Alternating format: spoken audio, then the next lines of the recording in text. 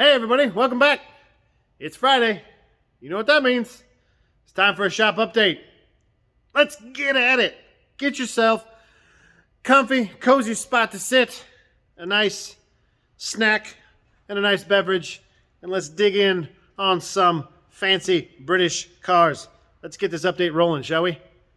Start right over here. You know it. You know the vehicle. It's the Defender 90 project, guys. Let's talk a little bit about this. Lots has been done this week on this old girl. Is it a girl? We haven't defined that yet. But lots has been done. Lots and lots have been done. Christian's been doing some paint rectification in some areas. There's some areas where paint had chipped, corroded, scratched away, rusted off, what have you. And he is rectifying some of those areas across the car. We're not hitting every single paint blemish and imperfection area on this particular Land Rover, but we're getting some of the big ones squared away and nipped, getting them cleaned up and tucked away and disappearing. So while he was doing that stuff, and you can see, you'll see some of the tape and stuff and some of the masking around the car. While he was doing that, I was trying to figure out this old girl's running problems. All right, she's still fighting it. She's still fighting it real hard.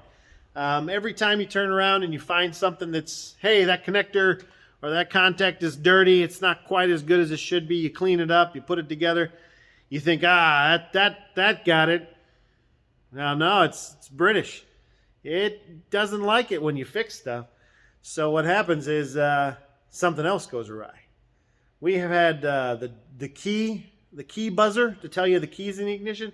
That has been working. It has been not working. It has been working. It has been not working. We've had stuff like the starter works. It doesn't work. The starter works. It doesn't work. We've had stuff like the fuel pump works. The fuel pump doesn't work. The fuel pump works. The fuel pump doesn't work. So usually when you have intermittent faults like that, it's usually contacts in major power and ground areas that need to be addressed first. And so that's what I've been doing this week, has been doing a lot of that. So I've got a few more that I've got to take care of. A few more big ones I got to take care of, but we're getting it. I'll give you a little poke inside. There's a little bit less dashboard than there was last week. That's scary to look at, but in all honesty, it doesn't take that long to pull a dashboard out of one of these.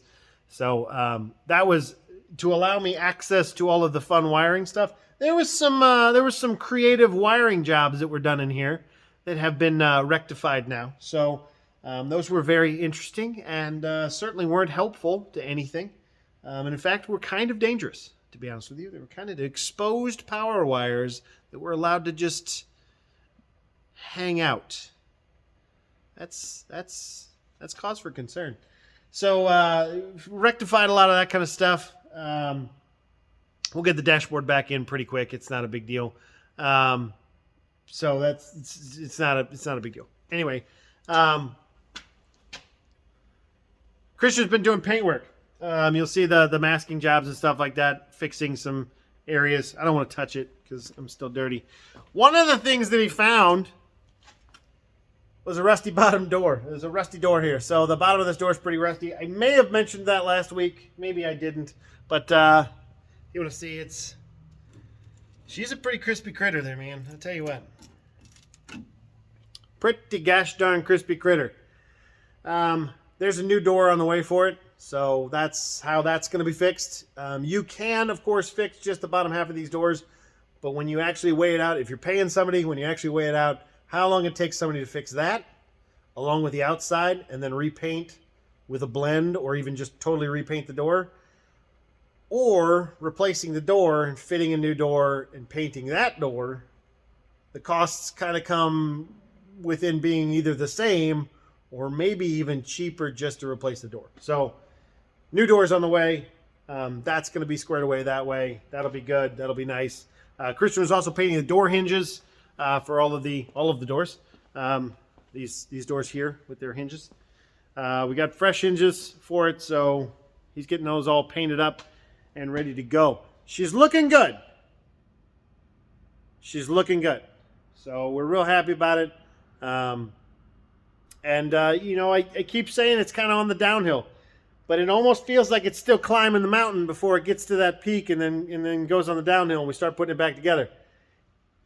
it's getting there. It always looks messiest or the worst right before it gets better. So it's getting there. Now, over to this side of the shop, we have the Defender 110 project. It's been a fun one. Not a lot of work done on it this week. Christian, he did some pressure washing in the engine bay. You can't tell because it's Land Rover, and you could have a brand new, spotless, perfect Land Rover, fresh off the assembly line. And I will promise you, you stick your hand in the engine bay, anywhere in the engine bay, and it will be covered in grease. I have no idea how they do that, but they're really good at doing that. Land Rovers will get you the dirtiest you have ever been when you work on a Land Rover. They will make you absolutely filthy. So, as per usual, you pressure wash the heck out of this thing, and it still kind of looks a little crusty inside. We're going to do a little bit of cleanup in here with refinement with some brushes. We're going to do some masking and some blacking out, some painting of some things, along with some kind of deleting of some items. There's we have a fuel filter assembly here for the original diesel engine setup. That actually goes bye-bye. There's a new one that comes with the Cummins engine that they want you to use. So there's a few things that are coming out of the engine bay still, and we'll get a little bit cleaner as we go along there. That's where that one's at. We have not gotten anything from Quick Draw for conversion parts just yet. I don't know what it is. Land Rovers, I used to get parts for Land Rovers like overnight, and these days it seems like everything takes forever to get to me. So that's just how it is. Anyway, you'll probably notice that I'm very well lit this week. That is because we got some new shop lights up. That's right. We got them installed, folks. That's what I did this week. They're looking good. They work really, really well. They're very, very bright. They're very, very nice. As you can tell if you go back to the first part of this video or watch any previous video, which I suggest that you do. And while you're watching those other videos, make sure you like and subscribe on all of those bad boys. Well, only subscribe once, but like all of those videos, including this one.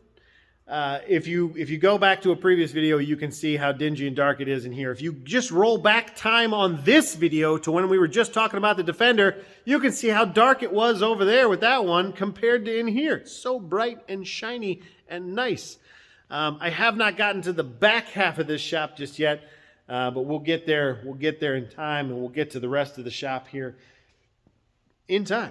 So it's been a fun week. Lots of work has been done, and that's where I'm going to leave you. So I will see you all next week. You have a wonderful weekend, and have a wonderful upcoming week. And maybe there will be some news on some of these other projects next week. So we'll see you then. You'll have to tune in. We'll see you then. Thanks again, guys. Bye.